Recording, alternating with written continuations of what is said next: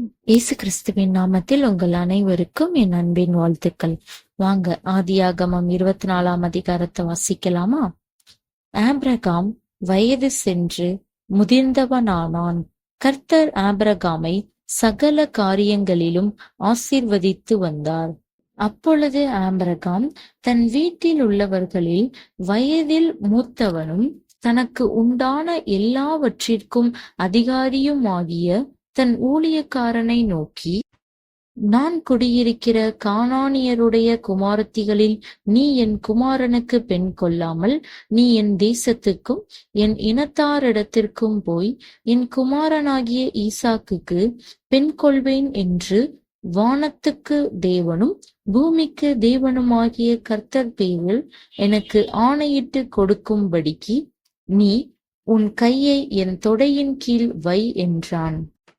அதற்கு அந்த ஊழியக்காரன், அவ்விடத்து பெண் என் பின்னே இந்த தேசத்திற்கு வர மனதில்லாதிருந்தால் நீர் விட்டு வந்த தேசத்திற்குத்தானே உம்முடைய குமாரனை மறுபடியும் அழைத்து போக வேண்டுமோ என்று கேட்டான். அதற்கு ஆபிரகாம், நீ என் குமாரனை மறுபடியும் அங்கே அழைத்து கொண்டு போகாதபடிக்கு எச்சரிக்கையாயிரு.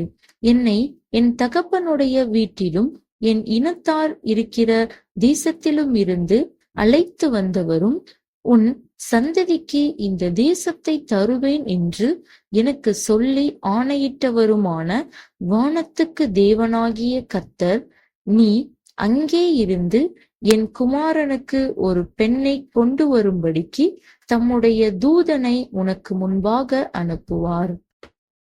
பெண் உன் பின்னே வர மனதில்லாதிருந்தாலேயாகில் அப்பொழுது நீ இந்த என் ஆணைக்கு நீங்களாய் இருப்பாய். அங்கே மாத்திரம் என் குமாரனை மறுபடியும் அழைத்து கொண்டு போக வேண்டாம் என்றான். அப்பொழுது அந்த ஊழியக்காரன் தன் கையை தன் எஜமானனாகிய ஆபிரகாமுடைய தொடையின் கீழ் வைத்து இந்த காரியத்தை குறித்து அவனுக்கு ஆணையிட்டு கொடுத்தான். பின்பு அந்த ஊழியக்காரன் தன் எஜமானுடைய ஒட்டகங்களில் 10 ஒட்டகங்களை தன்னுடனே கொண்டு போனான்.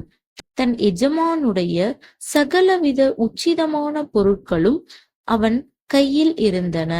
அவன் எழுந்து புறப்பட்டு போய் மெசபதாமியாவிலே நாகோருடைய ஊரில் சேர்ந்து ஊருக்கு புறம்பே ஒரு தண்ணீர் துறவண்டையிலே தண்ணீர் மொள்ள ஸ்திரீகள் புறப்படுகிற சாயங்கால வேளையிலே ஒட்டகங்களை மடக்கி தனக்குள்ளே சொல்லிக் கொண்டது என்னவென்றால், என் எஜமானாகிய ஆபிரகாமுக்கு தேவனாயிருக்கிற கர்த்தாவே, இன்றைக்கு நீர் எனக்கு காரியம் சித்திக்க பண்ணி என் எஜமானனாகிய ஆபிரகாமுக்கு தயை செய்தருளும். இதோ நான் இந்த தண்ணீர் துறவண்டையிலே நிற்கிறேன். இந்த ஊராருடைய பெண்கள் தண்ணீர் மொள்ள புறப்பட்டு வருவார்களே, நான் குடிக்க உன் குடத்தை சாய்க்க வேண்டும் என்று நான் சொல்லும்போது குடி என்றும் உன் ஒட்டகங்களும் குடிக்கும்படி வார்ப்பேன் என்றும் சொல்லும் பெண் எவளோ அவளே நீர் உம்முடைய ஊழியக்காரனாகிய ஈசாக்குக்கு நியமித்தவளாய் இருக்கவும் என் எஜமானுக்கு அனுக்கிரகம் செய்தீர் என்று நான் அதனாலே அறியவும் செய்தருளும் என்றான். அவன் இப்படி சொல்லி முடிக்கும் முன்னே, இதோ ஆபிரகாமுடைய சகோதரனாகிய நாகோரின் மனைவி மில்காளுடைய குமாரனாய் இருக்கிற பெத்துவேலுக்கு பிறந்த ரெபெக்காள் குடத்தை தோள் மேல் வைத்துக்கொண்டு புறப்பட்டு வந்தாள். அந்த பெண் மகா ரூபவதியும் புருஷனை அறியாத கன்னிகையுமாய் இருந்தாள்.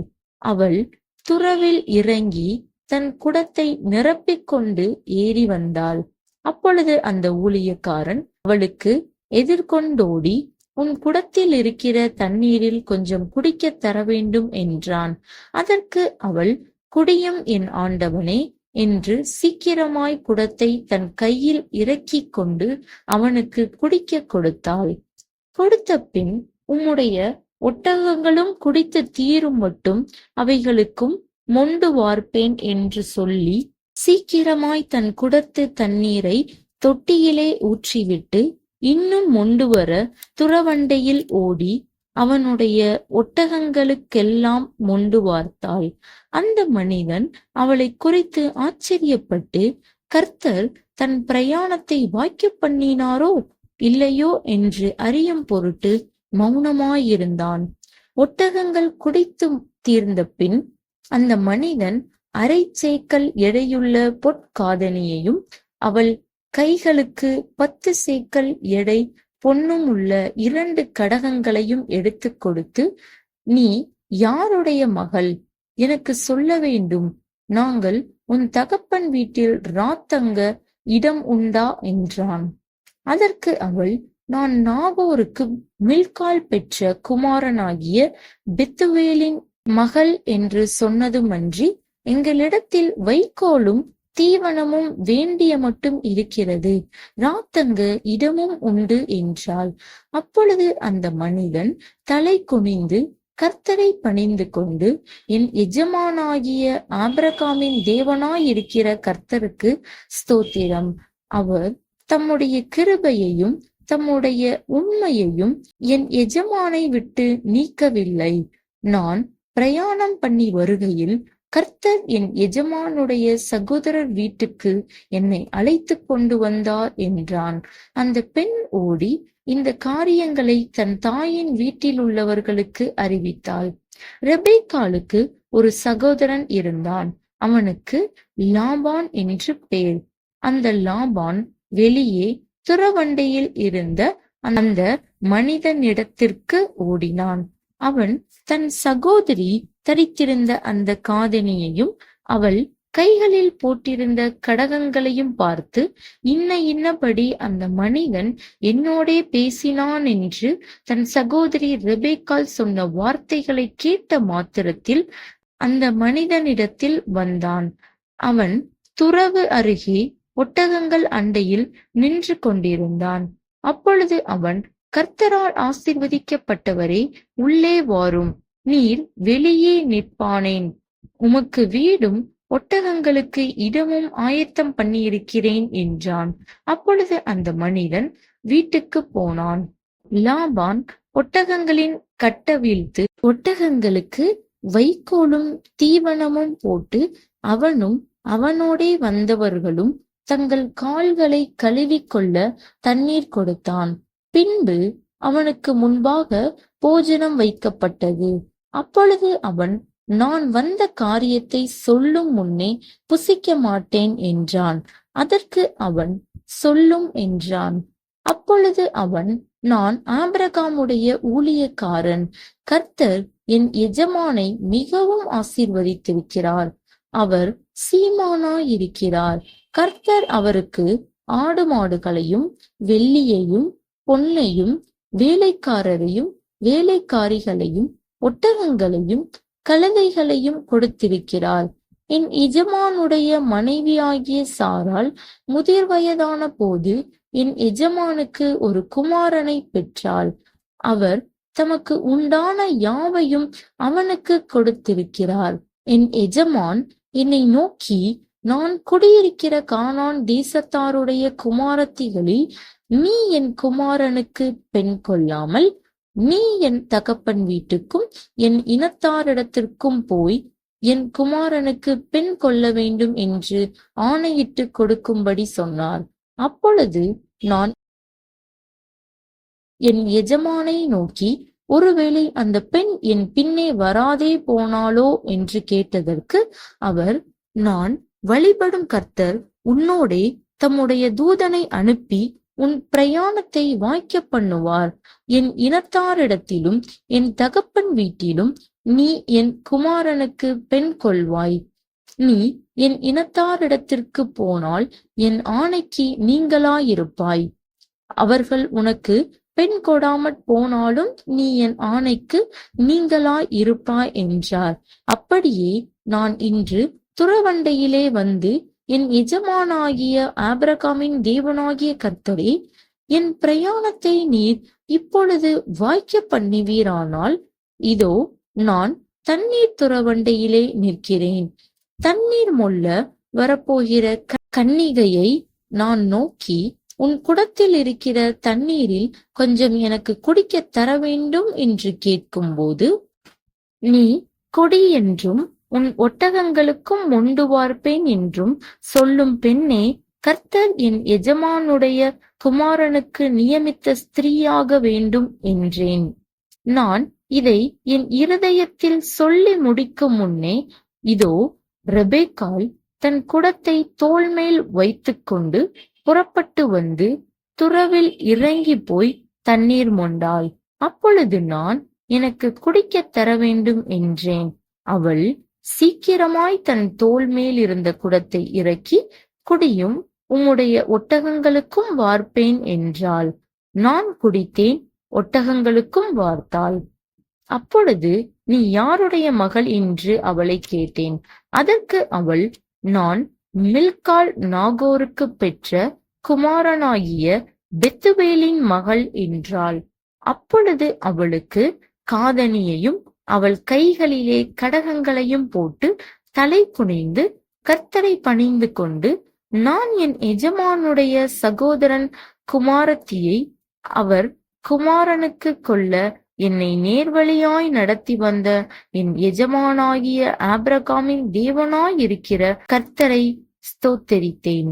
இப்பொழுதும் நீங்களும் என் எஜமானுக்கு தயையும் உண்மையும் உடையவர்களாய் நடக்க மனதுள்ளவர்களானால் எனக்கு சொல்லுங்கள், இல்லையென்றால் அதையும் எனக்கு சொல்லுங்கள். அப்பொழுது நான் வலது புறத்தையாகிலும் இடது புறத்தையாகிலும் நோக்கி போவேன் என்றான். அப்பொழுது லாபானும் பெத்துவேலும் பிரதியுத்தரமாக, இந்த காரியம் கர்த்தரால் வந்தது, உமக்கு நாங்கள் நலம் பொலம் ஒன்றும் சொல்லக்கூடாது. இதோ ரெபெக்காள் உமக்கு முன்பாக இருக்கிறாள்.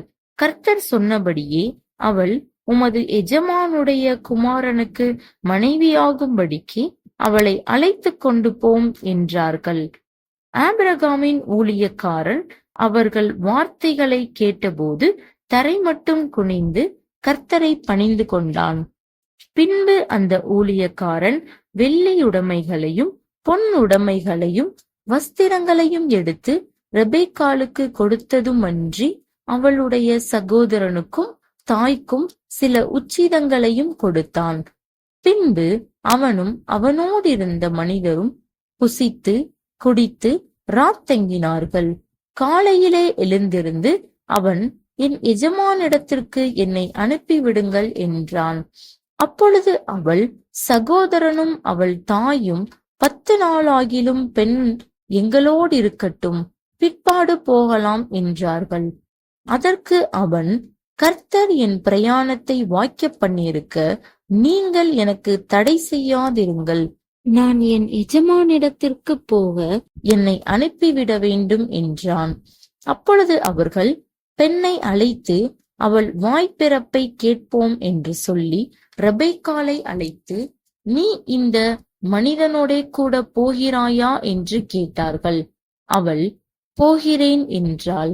அப்படியே அவர்கள் தங்கள் சகோதரியாகிய ரெபெக்காளையும் அவள் தாதியையும் ஆபிரகாமின் ஊழியக்காரனையும் அவன் மனிதரையும் அனுப்புவித்து ரெபெக்காளை வாழ்த்தி, எங்கள் சகோதரியே, நீ கோடா கோடியாய் பெருகுவாயாக, உன் சந்ததியார் தங்கள் பகைஞருடைய வாசல்களை சுதந்தரித்துக் கொள்வார்களாக என்று ஆசீர்வதித்தார்கள்.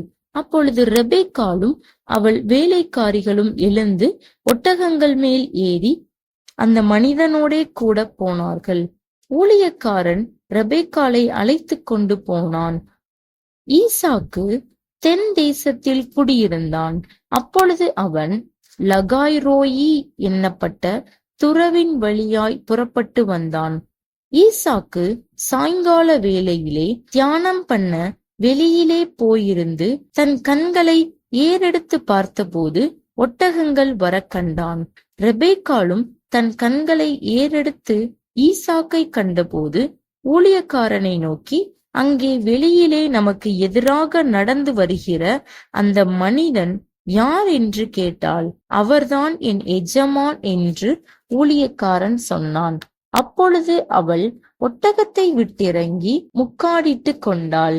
ஊழியக்காரன் தான் செய்த சகல காரியங்களையும் ஈசாக்குக்கு விவரித்து சொன்னான். அப்பொழுது ஈசாக்கு ரெபெக்காளை தன் தாய் சாராளுடைய கூடாரத்துக்கு அழைத்து கொண்டு போய் அவளை தனக்கு மனைவியாக்கி கொண்டு அவளை நேசித்தான். ஈசாக்கு தன் தாய்க்காக கொண்டிருந்த துக்கம் நீங்கி ஆறுதல் அடைந்தான். ஆமேன். இதே போல அடுத்த அதிகாரத்துல உங்களை சந்திக்கிறேன். Praise the Lord.